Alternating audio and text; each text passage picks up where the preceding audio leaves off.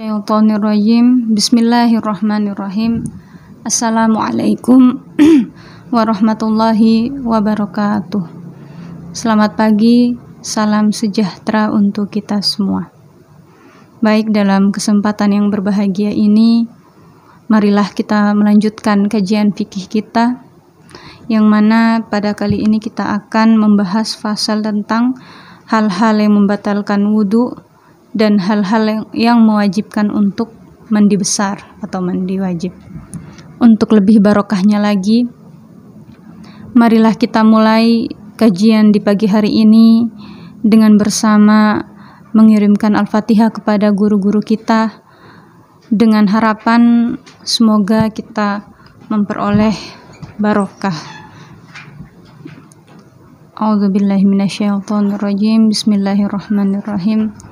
Allahumma inni atawassalu ilaika binabiyika wa rasulika Muhammadin sallallahu alaihi wasallam wa ala alihi wa sahbihi wa bi awliyaikal muqarrabin wa bi masyayikhi wa masyayikhina khususan Syekhana Syamsul Arifin wa Syekhana As'ad wa Syekhana Ahmad wa Waid As'ad wa Syekhana Zafir Munawwar wa Syekhina Kiai Harir Abdul Azim wa Syekhina Kiai Muzakir Ridwan Muhammad wa Syekh Hasim Asy'ari.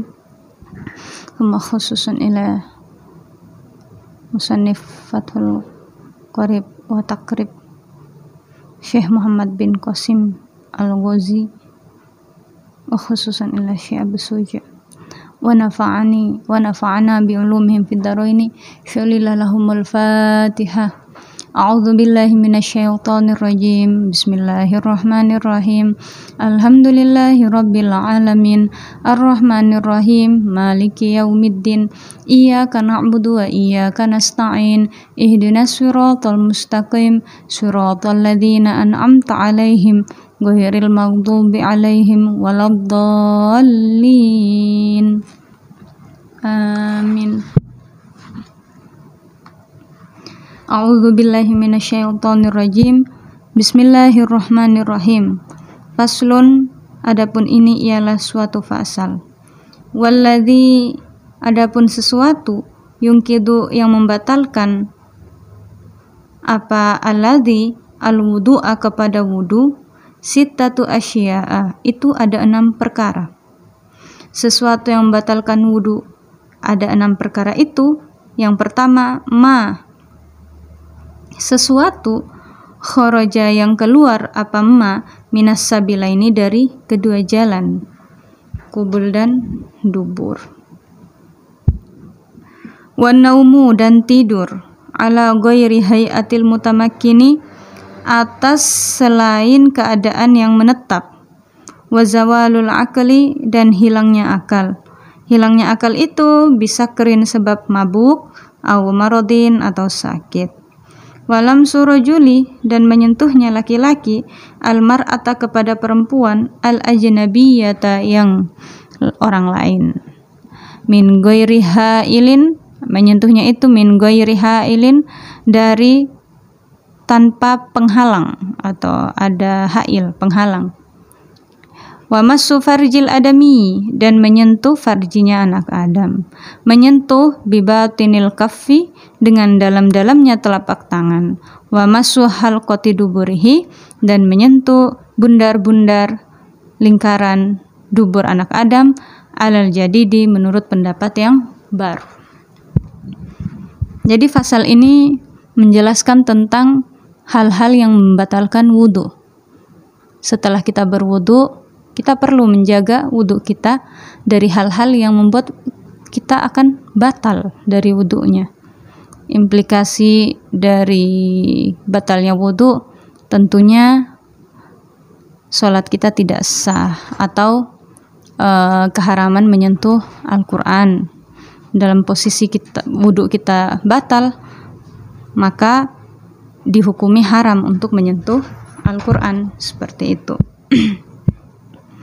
Nah, hal-hal yang membatalkan wudu menurut kitab Fathul Qarib, menurut takrib ini, itu ada 6. Yang pertama adalah sesuatu yang keluar dari salah satu jalan kita. Maksudnya ini saya beri tanda kutip. Yang dimaksud dari dua jalan itu adalah qubul dan dubur. Kalau dalam syariat Islam, qubul itu adalah kemaluan yang berada di bagian depan, sedangkan dubur adalah kemaluan yang berada di bagian belakang. Jadi misalkan nih, ada sesuatu yang keluar dari kemaluan bagian depan, bagian belakang, entah berupa apapun itu, maka wudhu kita dihukumi batal. Artinya batal, kita harus wudhu lagi supaya memperoleh wudhu yang baru, seperti itu. Nah, di dalam Fathul Qorib, artinya di dalam syarahnya itu menjelaskan bahwa sesuatu yang keluar dari kedua jalan, baik qubul dan dubur, pada lumrahnya yang keluar adalah air kencing dan BAK atau BAB kita. Seperti itu lumrahnya. Nah, ada sesuatu yang tidak lumrah. Misalnya kita baik yang keluar itu adalah sesuatu yang dianggap suci. Contohnya seperti dudin, seperti ulat yang suci. Meskipun itu bukan sesuatu yang kotor seperti kencing, seperti BAB kita, itu tetap membatalkan wudhu kita. Karena apapun yang keluar tetap dihukumi batal wudhu kita. Bahkan ada sebuah cerita atau hikayah yang menceritakan ada orang yang BAB, ternyata yang keluar itu semacam mutiara gitu, bukan BAB itu, tapi mutiara. Nah, itu bagaimana dengan wudhunya? Batal, karena apapun yang keluar dari qubul dan dubur, bentuknya baik yang bersifat suci atau tidak, itu tetap batal. Nah, ini di dalam syarahnya tuh menjelaskan illal maniya al kharija bihtilamin, kecuali mani yang keluar bihtilamin sebab mimpi basah, min mutawaddiin, dari orang yang berwudu, mumakkinin yang menetap maq'adahu, di tempat duduknya, minal ardi, di bumi, fala yungkidu, maka tidak batal. Jadi ini ada pengecualian ternyata. Ini khusus untuk laki-laki, yang mana laki-laki tersebut dia punya wudu, kemudian ketika dia duduk artinya duduk yang menetap di permukaan bumi, kemudian maninya tiba-tiba keluar tanpa sebab nafsu, artinya keluar sendiri, maka wudunya itu tidak batal. Seperti itu. Dan dalam kasus tentang persoalan maq'adah, artinya tempat duduk, ini sebenarnya berbicara tentang bagaimana hukum wudunya orang yang tidur. Sepertinya kita sudah membahas tentang hal ini. Orang yang punya wudu, kemudian wudunya tidak batal apabila dia tidur.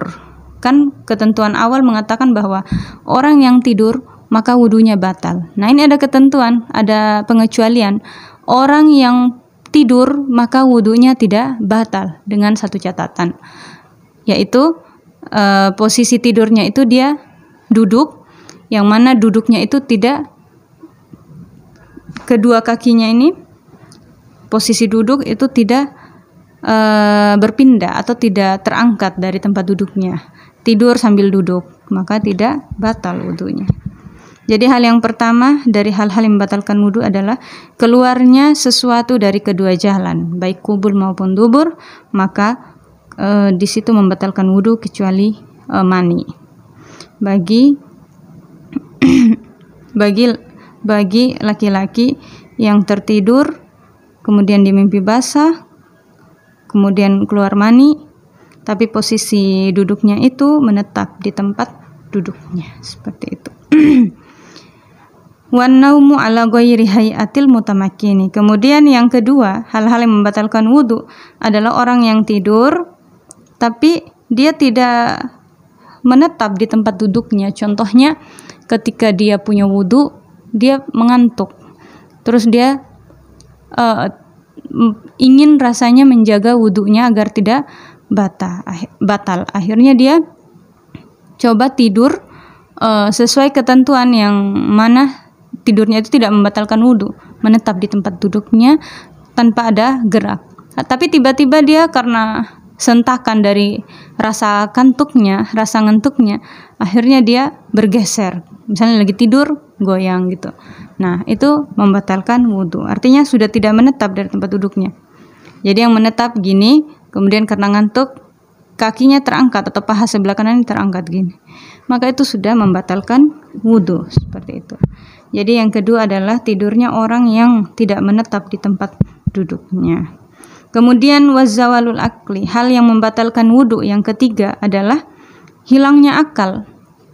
Jadi orang yang kehilangan akal itu membatalkan wudu, baik hilangnya akal itu sebab mabuk atau karena sakit.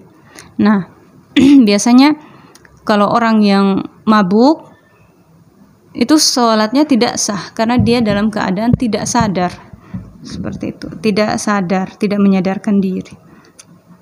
Ya, iya, karena orang yang mabuk ya tidak sadar, oleng mereka, makanya wudunya batal. Atau orang hilang akal itu karena sakit. Misalnya dia punya wudu, tapi mungkin punya penyakit dalam tubuhnya, dia pingsan. Maka wudunya batal. Kayak gitu.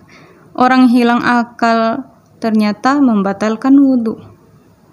Ada kasus juga orang gila. Orang gila tuh hilang akal. Orang yang kehilangan akal adalah orang gila. Terus orang yang ayan, kalau di Sumba bilang itu mati kambing, itu membatalkan wudu. Atau selain itu, atau hal apapun yang kita masukkan dalam kelompok hilang akal, maka hal tersebut membatalkan wudu. Itu yang ketiga ya. Yang pertama tadi keluar sesuatu dari kedua jalan, yang kedua adalah tidur bagi orang yang tidak menetap tempat duduknya, yang ketiga adalah orang yang hilang akal, kemudian yang keempat bersentuhan laki-laki dan perempuan yang bukan muhrim tanpa penghalang. Kalau misalnya dia menyentuhnya itu tidak langsung di kulit kita, misalnya sentuhnya di sini karena ada penghalang, hail namanya, maka wudhu kita tidak batal. Tapi kalau bersentuhan langsung di tangan, maka wudhu kita batal. Meskipun hanya sentuh saja seperti ini, wudhunya batal. Atau tersenggol sedikit saja, batal wudhunya. Maka kita harus wudhu ulang. Ini yang keempat. Lamsu rajuli al-mar'ata al-ajnabiyata min ghairi hailin. Itu yang keempat. Yang kelima adalah menyentuhnya farji anak Adam. Baik menyentuhnya farji anak Adam dengan bagian telapak tangan, bagian dalam. Jadi farji anak Adam, misalnya kita punya wudu, kemudian kita punya anak, kita ingin cebok mereka, istilahnya ya, mau istinja, kita mau cebok, tapi bingung, kan punya wudu, terus ada anak kita lagi BAB, terus kita mau ceboknya bagaimana? Kalau kita ceboknya dengan menggunakan telapak tangan, kita bersihkan farjinya dengan telapak tangan, maka batal wudhu kita. Kalau bersihkan menggunakan punggung tangan, kita bersihkan, maka tidak batal. Ketentuannya seperti itu. Jadi perlu kita perhatikan, baik kita menyentuh kubul sendiri ataupun kubul orang lain dengan telapak tangan, maka itu hukumnya membatalkan wudhu. Mari kita baca bagian penjelasan atau bagian dalam. Nah, masu farjil adami, menyentuh farji anak Adam bibatinil kafi, dengan dalam-dalamnya telapak tangan, minafsihi, baik ini dirinya sendiri, wa ghairihi, dan orang lain, zakaron, baik laki-laki, wa unta, dan perempuan, soghiron, baik anak kecil, au kabiron, atau orang besar, hayyan au mayitan, baik yang masih hidup ataupun yang sudah mati. Jadi ini ketentuannya umum. Kita menyentuh farjinya, baik dari farji kita sendiri atau farji orang lain, baik anak kecil maupun orang besar, atau menyentuh farjinya orang yang sudah meninggal, itu juga batal meskipun dia sudah meninggal, seperti itu. Kemudian yang kelima, kemudian yang keenam adalah menyentuh bundaran duburnya anak Adam. Jadi memang kalau kita membahas kajian fikih itu kita harus terbuka. Karena kalau kita tidak terbuka, tidak akan paham. Harus vulgar gitu, harus terbuka, pemahaman yang terbuka supaya kita paham, oh seperti ini. Kalau kita menjelaskan pelajaran fikih dengan tertutup, maka pemahaman orang itu lain lagi gitu. Makanya harus terbuka. Ini yang ke-6 ini menyentuh duburnya anak Adam. Saya minta maaf, yang dimaksud lingkaran dubur anak Adam itu adalah bagian tempat keluarnya BAB. Nah, itu namanya lingkaran duburnya anak Adam. Seperti itu. Itu perlu kita ketahui bersama. Jadi kita kalau menyentuh itu, baik menggunakan bibatinil kaffi atau tidak, menggunakan telapak tangan atau punggung tangan, itu tetap batal. Seperti itu. Ma'al butunil asobi.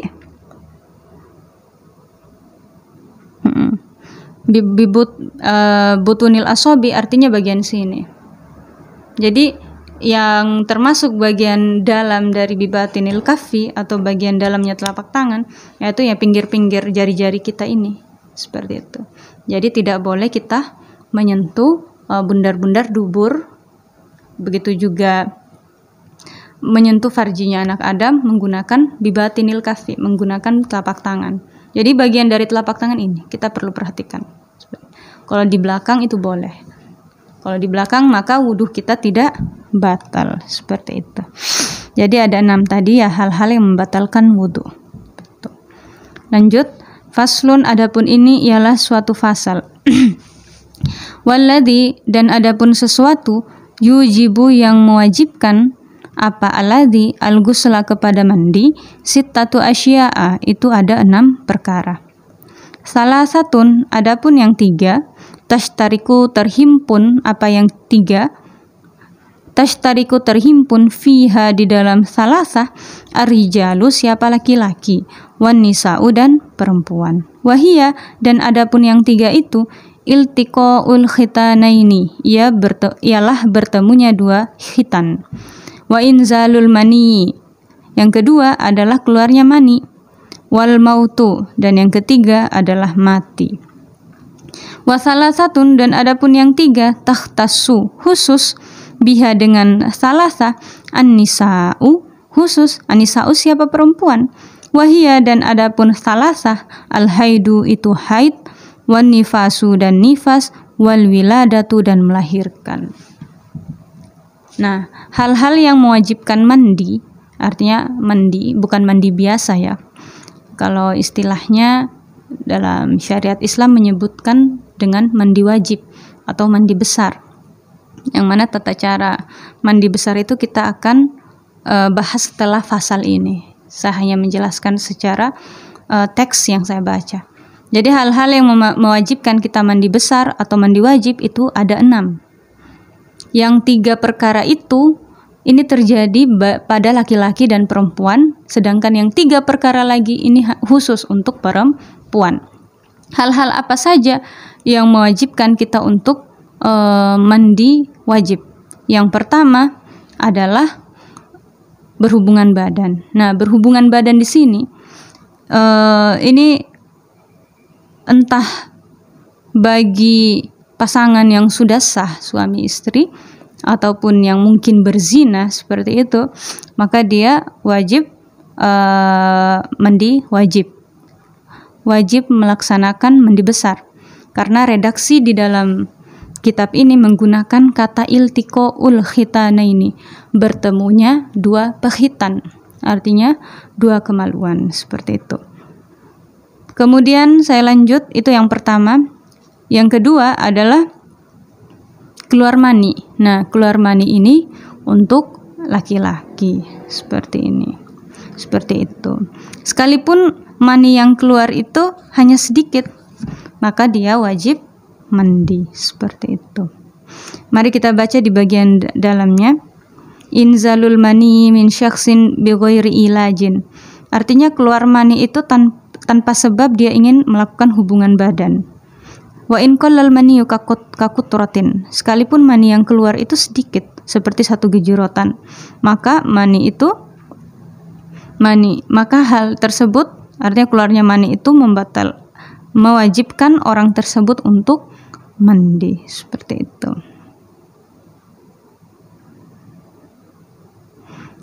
Itu yang kedua. Kemudian yang ketiga, wal mautu, mati. Jadi orang yang mati itu, kalau kita di Islam, orang yang kalau di masjid sudah calling innalillahi wa inna ilaihi raji'un, kemudian orang-orang muslim itu pasti akan berkumpul di sana, kemudian melaksanakan mandi jenazah. Nah, di mandi jenazah itu, si jenazah itu diwajibkan untuk mandi besar.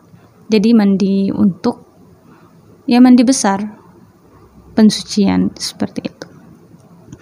Dan harus tetap mandi besar, kayak gitu. Jadi 3 hal ini tidak dikhususkan untuk perempuan saja atau laki-laki saja, tapi baik laki-laki perempuan hal ini mewajibkan untuk kita mandi wajib atau mandi besar. Yang pertama berhubungan badan, yang kedua itu keluarnya mani, dan yang ketiga adalah mati. Nah, kemudian itu kan sudah 3, kita tambah 3 lagi hal-hal yang mewajibkan mandi. Yang mana perkara yang ketiga dari yang ketiga saya jelaskan tadi itu, ini khusus untuk perempuan. Apa saja hal-hal yang mewajibkan kita mandi wajib atau mandi besar? Yang pertama haid.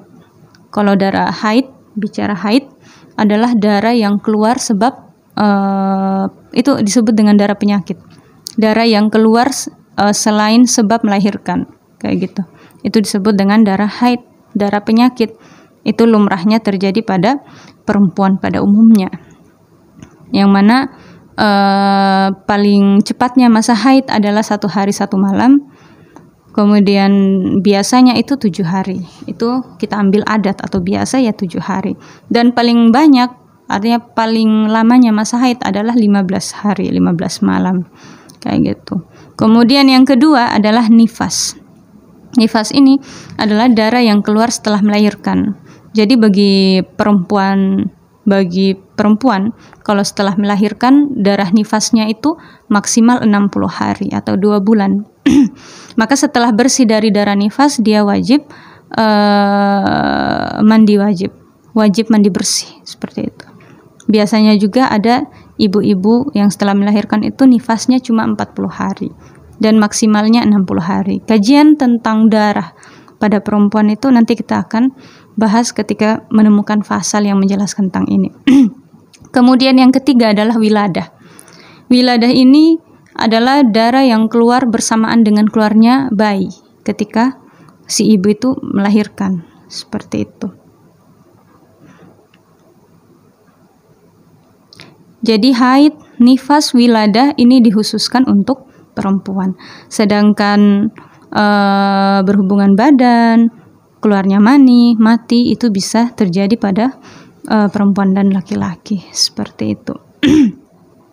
Ketika kita bicara tentang wiladah atau nifas, ada Sayyidah Fatimah, itu beliau adalah putri tercintanya baginda Nabi Muhammad SAW, yang mana nifasnya beliau itu hanya 1 hari, satu hari. Jadi luar biasa, beliau hanya mengalami wiladah, nifas tidak. Jadi setelah wiladah, makanya ada istilah wiladah ya. Setelah wiladah, beliau langsung mandi bersih karena memang beliau tidak mengalami nifas. Sayyidatina Fatimah Zahra. Demikianlah 2 fasal yang saya sampaikan pada pagi hari ini. Kiranya bermanfaat. Ala kulli hadihinnya wa ala kulli niyatin sholihah. Wallahu a'lam bishawab. Al-Fatihah. A'udzubillahi minasyaitonirrajim. Bismillahirrahmanirrahim. Alhamdulillahirabbil alamin. Arrahmanirrahim. Maliki yaumiddin. Iyyaka na'budu wa iyyaka nasta'in. Ihdinas siratal mustaqim. Siratal ladzina an'amta 'alaihim ghairil maghdubi 'alaihim waladdallin. Amin. Sekian, wassalamualaikum warahmatullahi wabarakatuh. Selamat pagi, salam sejahtera untuk kita semua.